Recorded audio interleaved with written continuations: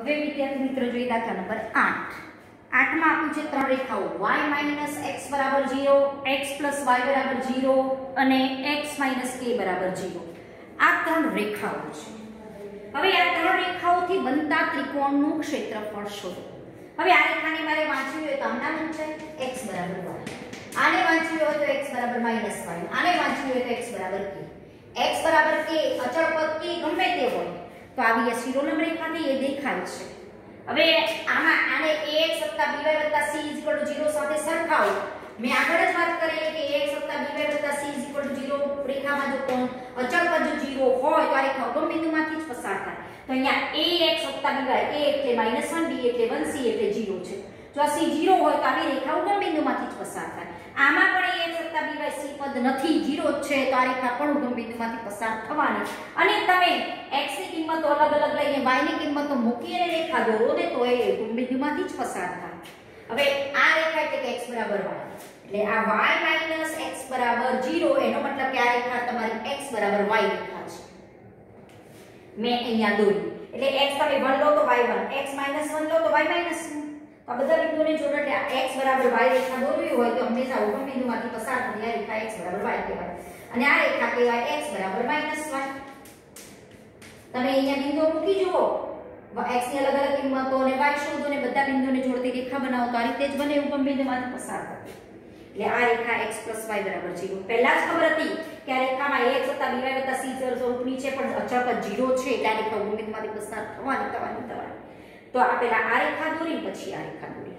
અને x = k એટલે કે શિરોલંબ રેખા. તમે અહીંયા પણ દોરી શકો કે મને ખબર નથી ધન છે કે ઋણ છે. હું અહીંયા પણ x = k લખી શકું, ગમે ત્યાં બનાવી શકું. x = k એટલે કે x - k = 0. એટલે આ એક રેખા, આ એક રેખા અને આ એક રેખા, ત્રણ રેખાઓ છે. એનાથી એક બન્યો ત્રિકોણ. એનું મારે શોધવું છે ક્ષેત્રફળ. બરોબર? હવે ત્રિકોણમાં આપણે આગળ જોઈએ આ ત્રિકોણને મેં ખાલી આમ દોર્યો છે. 0 0 અહીંયા k k અને k - 1. હવે આપણને આગળ શીખી ગયા છે કોઈ પણ ત્રિકોણના જો ત્રણ શિરોબિંદુઓ x1 y1 x2 y2 અને x3 y3 હોય, આને મેં કમ્પેર કર્યા x1 y1 x2 y2 અને x3 y3 સાથે, તો એમાંથી પસાર થતા ત્રિકોણનું ક્ષેત્રફળ બરાબર 1/2 x1 * y2 - y3 + x2 * y3 - y1 + x3 * y1 - y2 નો માનાંક એ આપણું એક સૂત્ર છે ત્રિકોણના ક્ષેત્રફળનું, જે 10મા માં પણ તમે ઉપયોગ કરેલો છે. હવે આને હું x1 y1 સાથે કમ્પેર કરું, x2 y2 ને બધી મેં કિંમતો મૂકી. x1 = 0 મૂક્યો, y2 એટલે k મૂક્યો, y3 એટલે -k + k, x2 એટલે k મૂક્યો, y3 એટલે -k y1 એટલે 0 મૂક્યો, x3 એટલે k, y1 એટલે 0 અને y2 એટલે k મૂકી દીધો. 0 * સમથિંગ બદલે 0, k * -k એટલે -k² + k, 0 - k એટલે -k, k * -k એટલે -k², એટલે -2k² નો માનાંક. -2k² તો પોતે ધન જ છે એટલે માનાંકની બહાર નીકળે તો k², કારણ કે x² નો માનાંક લખો કે એકલો x² લખો બંને એક જ થાય. અને -2 નો માનાંક +2 નીકળ્યો, 2 2 ઉડી ગયા એટલે વધુ k². એટલે આ જે ત્રણ રેખાઓથી આ જે ત્રિકોણ બન્યો એનું ક્ષેત્રફળ મળે છે આપણને k² ચોરસ એકમ. એટલે આપણે ગમે તે કરવાનું કે ત્રિકોણ જે રેખાઓ આપી છે એના છેદ બિંદુઓ જ થયા. બરોબર? આ છેદ બિંદુ મેં શોધ્યા કઈ રીતે એની પણ વાત કરી. આ પહેલા તો રેખા એક y = y કહેવાય, આ x = -y કહેવાય, x = k કહેવાય. અને આ બધી રેખાઓ, આ બે રેખાઓ તો ઉગમ બિંદુમાંથી પસાર થાય ને x = k. હવે આ બિંદુઓ શોધ્યા કઈ રીતે? હવે આ કઈ રેખા છે x + y = 0. આ રેખા શિરોલંબ છે, આનું મારે છેદ બિંદુ શોધવું છે. આ રેખા પરના કોઈ પણ બિંદુનો એક્સિયમ k હોય તો x = k મૂકો તો y = -k મળે, એટલે k - k. અને આ રેખા પરનો કોઈ પણ બિંદુનો એક્સિયમ તો k જોવાનો. હવે આ રેખા અને આ રેખા x = k આમાં મૂકો તો y = k, એટલે આપણને અહીંયા k શિરોબિંદુ k એક ત્રિકોણનું શિરોબિંદુ મળે.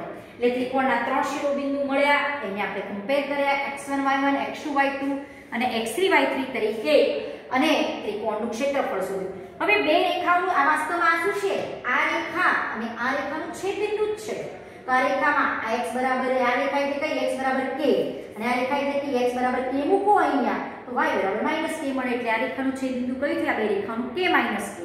અને આ રેખા x બરાબર k અને y બરાબર x રેખાનું છેદબિંદુ x ની જગ્યાએ k મૂકો તો y બરાબર પણ k મળે એટલે આ બે રેખાનું છેદબિંદુ k થાય. તમે છેદબિંદુ કોઈ પણ રેખા હોય, ધારો કે આ રેખા છે અને બીજી કોઈ પણ રેખા છે, આનું મારે છેદબિંદુ શોધવું હોય તો x ને y શોધો, એ મારું છેદબિંદુ. આ જ વસ્તુ મેં અહીંયા કરી. આ એક રેખા x y બરાબર 0 છે અને બીજી રેખા છે x બરાબર k. આ બંનેનું છેદબિંદુ શોધવું એટલે xy શોધવા. x બરાબર k અહીંયા મૂકો તો y બરાબર -k મળે. કેવી રીતે શોધ્યું છે?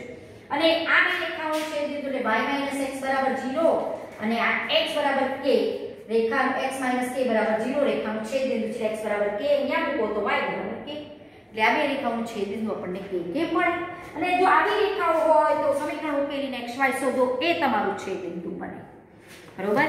આ છેદબિંદુઓ છે ત્રિકોણના ક્ષેત્રફળ તરીકે, ત્રિકોણના શિરોબિંદુઓ તરીકે કામ કરે છે. અને ત્રિકોણના 3 શિરોબિંદુઓ ખબર હોય તો ત્રિકોણના ક્ષેત્રફળનું આપણું આ સૂત્ર છે, એમાં ખાલી મેં કિંમતો મૂકેલી છે.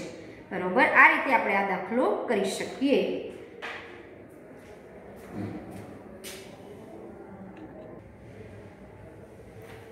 હવે વિદ્યાર્થી મિત્રો જોઈએ દાખલા નંબર 9. અહીંયા ત્રણ રેખાઓ આપી છે. એક 3x y - 2 બરાબર 0 અને px 2y - 3 બરાબર 0 અને ત્રીજી રેખા છે 2x - y - 3 બરાબર 0.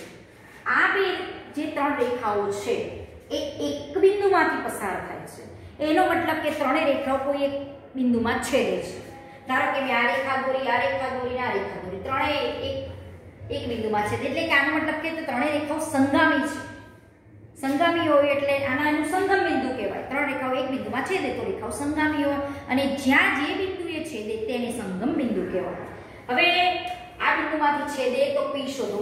આવી ટાઈપનું ઉદાહરણ તમારું પ્રકરણમાં છે 23મું. એ રીતે પણ ગણી શકો અને આ રીતે પણ ગણી શકો. હવે આ ત્રણેય રેખાઓ એક જ બિંદુમાં છેદે છે તો મારે p શોધવું છે. તો આ રેખા અને આ રેખાનું છેદબિંદુ હું શોધી શકું. 3x + y - 2 બરાબર 0 અને 2x - y - 3 બરાબર 0. આનું છેદબિંદુ કહો તો આ જ મળે. તો આનું છેદબિંદુ મારું કયું થશે? આ સમીકરણ ઉકેલી કાઢો તો આ y ગયા. 5x - 5 બરાબર 0, x બરાબર 1, 5.5. x બરાબર આ સમીકરણમાં મૂકો કે આ સમીકરણમાં મૂકો? આ સમીકરણમાં મૂકીએ x બરાબર 1 તો 3 - 2 એટલે 1, y 1 + y બરાબર 0 તો y બરાબર -1. તો આનું છેદબિંદુ કયું થશે? 1 - 1. આ છેદબિંદુ કયું? આ બે રેખાઓનું છેદબિંદુ શોધો કે આ બે રેખાઓનું છે. પણ અહીંયા મને p ની કિંમત ખબર નથી પડી તો મારે શોધવો છે. એટલે મેં કામ શું કર્યું? આ બે રેખાઓનું છેદબિંદુ શોધી કાઢ્યું. એના ઉપરથી xy શોધ્યા. છેદબિંદુ શોધવા તમે ચોકડી ગુણાકારની રીતનો ઉપયોગ કરી શકો, આદેશની રીતનો ઉપયોગ કરી શકો, લોપની રીત, ગમે તે રીતનો ઉપયોગ કરી અને તમારે બે રેખાઓનું છેદબિંદુ શોધી કાઢવાનું. મેં આનો ઉપયોગ કર્યો. y ઉડી જતા હતા. 5x બરાબર 5 બરાબર x બરાબર 1, x બરાબર આ સમીકરણમાં મૂક્યા એટલે 3 - 2 + y બરાબર 0 તો y બરાબર -1. તો છેદબિંદુ મળી ગયું. હવે આ છેદબિંદુ આ રેખા ઉપર તો છે જ. એટલે 1 - 1 જે px + 2y - 3 બરાબર 0 પર છે. એટલે આ રેખા ઉપર પણ આ બિંદુ હોવાથી આ રેખાના સમીકરણનું સમાધાન કરે. માટે x તરીકે તમે મૂકી શકો 1 ને y તરીકે મૂકી શકો -1. x તરીકે મૂકો 1, y તરીકે -1 મૂકો તો p - 2 - 3 બરાબર 0 તો p બરાબર 5. એટલે આપણે p ની કિંમત મળી ગઈ 5. બરોબર? એટલે સંગામી રેખાઓની વાત થઈ કહેવાય. આ રહી ઉદાહરણ 23 પણ આ ટાઈપનું હતું. તેમાં આ બે સમીકરણ ઉકેલવા માટે એને ચોકડી ગુણાકારની રીતનો ઉપયોગ કર્યો. આપણે આ રીતનો પણ ઉપયોગ કરી શકીએ. બરોબર? હવે આપણે આગળ જોઈએ દાખલા નંબર 10. 10મો દાખલો પણ આવી જ રીતનું કંઈક છે. 10મા દાખલાની રકમમાં છે આપણી પાસે ત્રણ રેખાઓ આપી છે. એક રેખા છે y બરાબર m1x + c1, બીજી રેખા છે y બરાબર m2x + c2 અને ત્રીજી રેખા છે y બરાબર m3x + c3. ત્રણેય રેખાઓ સંગામી હોય. આ ત્રણેય રેખાઓ કેવી છે? સંગામી. તે ત્રણેય રેખાઓ એક બિંદુએ છેદે છે. તો સાબિત કરો કે શું સાબિત કરવાનું છે? m1 * c2 - c3 plus m2 * c3 - c1 plus m3 * c1 - c2 બરાબર 0. આવું સાબિત કરવાનું છે. આનો મતલબ કે ત્રણ રેખાઓ એક બિંદુએ છેદે છે અને આ ત્રણેય રેખાઓ સંગામી છે અને આના માટે આવું સાબિત કરવું છે. બરોબર, તો આપણે આવું સાબિત કરીએ.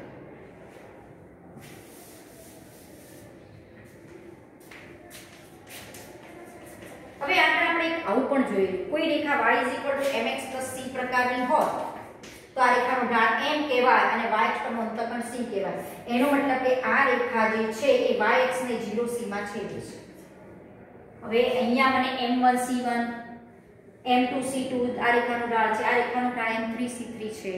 એટલે આ રેખા y અક્ષ ને c3 0 c3 બિંદુમાં છેદે, આ રેખા y અક્ષ ને 0 c2 બિંદુમાં છેદે, આ રેખા y અક્ષ ને 0 c1 માં છેદે એવું આપણે કહી શકીએ. બરોબર, હવે આનો મતલબ થયો કે તમે આ રીતે પણ વિચારી શકો અથવા આને હું ax + by + c = 0 ફોર્મમાં પણ ફેરવી શકું. આ રેખાને તો પહેલી રેખાને લખવું હોય તો શું લખાય?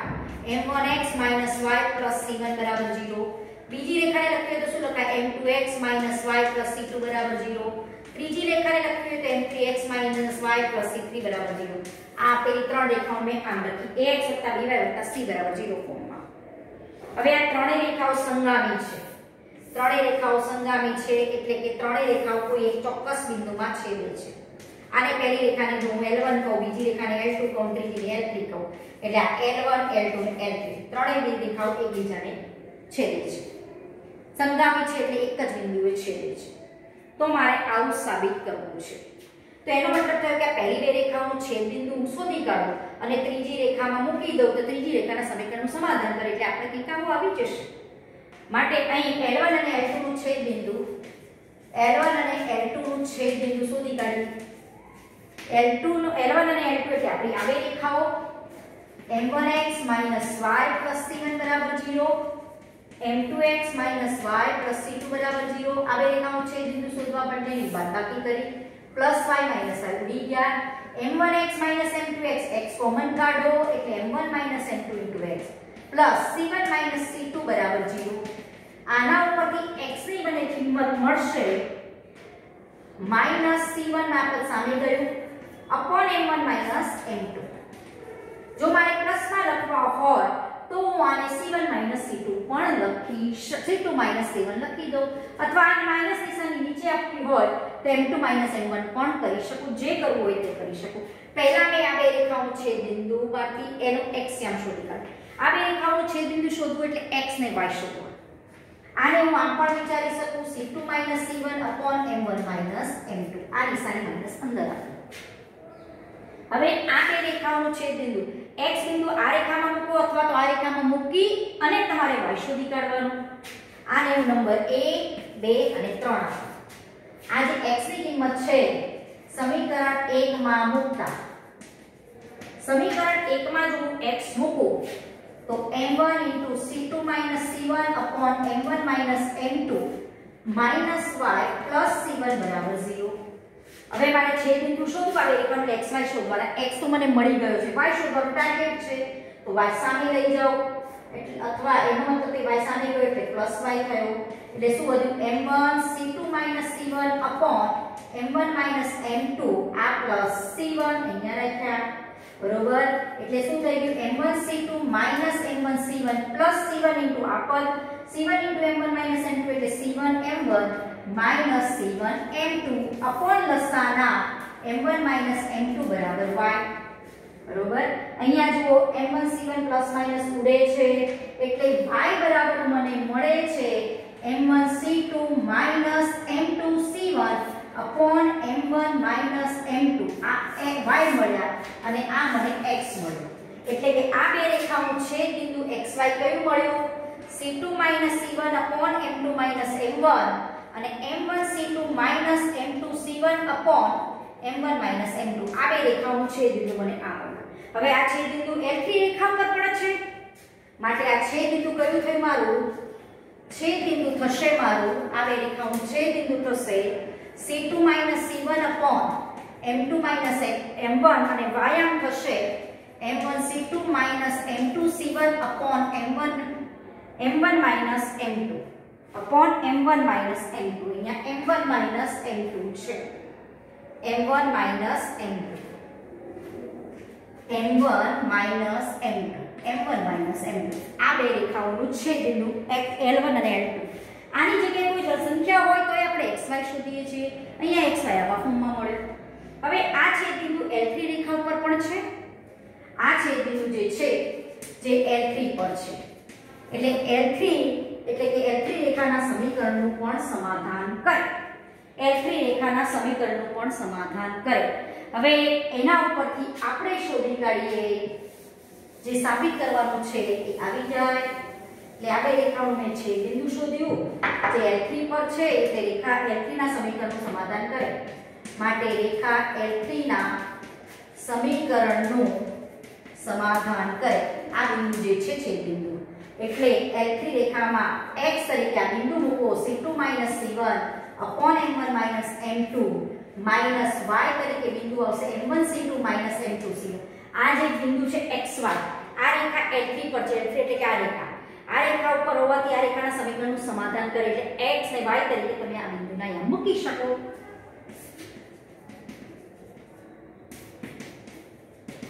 બરોબર. આ L3 રેખાના સમીકરણનું સમાધાન કરે છે. હવે આના ઉપરથી m3 c2 c1 minus m1 m2 લસા તો બંનેમાં કોમન છે.